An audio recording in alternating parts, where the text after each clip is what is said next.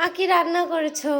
আর দেখিয়ে নি আজকে কিন্তু কালো কড়াইতেই করেছি। সকালে উঠে কালো কড়াইটাকে ভালো করে লেবু দিয়ে আর নুন দিয়ে ঘষে রেখেছিলাম। লোহার কড়াই? হ্যাঁ, লোহার, যেটা কালো তো কালো ডিম হয়েছিল। সেই কড়াইটাইতে সকালবেলা একটা গোটা পাতিলেবু আর একটু নুন দিয়ে ভিজিয়ে রেখেছিলাম, মাখিয়ে রেখেছিলাম। তারপরে গরম জল করে ওতে একটু সার্ফের গুঁড়ো দিয়ে মাখিয়ে রেখেছিলাম। যাই হোক, দেখো আজকে কিন্তু খুব একটা কালো হয়নি। হ্যাঁ, আজ কিন্তু খুব আচ্ছা, কি কি রান্না করেছি দেখাই। তার আগে বলি, তোমার কাকু সকালবেলা একটু খেয়ে দিয়ে চলে গেছিলো। ভাগনা যে একটা জমি কিনেছে, আজ রেস্টি ছিল। কাকু এই ফিরলো। আর কি রান্না করবো, কাকুর সঙ্গে কথা হয়নি কালকে থেকে। কালকে আমার জ্বর আর এসেছিল, তারপর বাবা দেরি হলে বাবা ডিরেক্ট দোকানে চলে যেত। যাওয়ার কথা হয়েছিল। যাই হোক, আর ফোন করে বিরক্তও করিনি যে কি করবো কি করবো। যা পেরেছি নিজেই রান্না করেছি। তারপর আমার শরীরটাও খুব একটা ভালো ছিল না।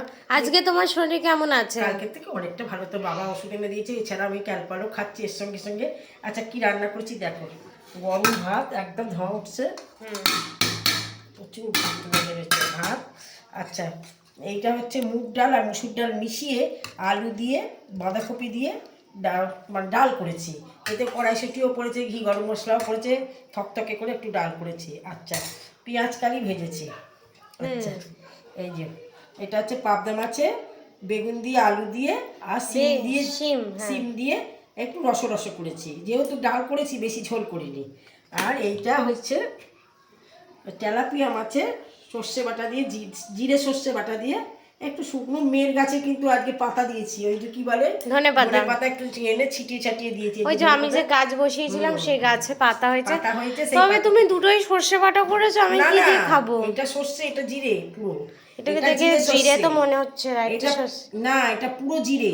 আর ওটা জিরে সর্ষে মিলিয়ে। আমরা পুরো এখন সর্ষে খাচ্ছি না তো, তুই খাস না বলে খুব সমস্যা বানায় আমার মেয়ে মাঝে মাঝেই। আর এই যে এইসব করেছি, আর এই শশা আর পেঁয়াজ কেটেছি, বুঝেছো? আজ আমার এই সমস্ত রান্নাবান্না। আমার রান্নাবান্না কথাবার্তা যদি ভালো লেগে থাকে তাহলে একটা লাইক করে দেবেন, একটা সাবস্ক্রাইব করে দেবেন। নমস্কার।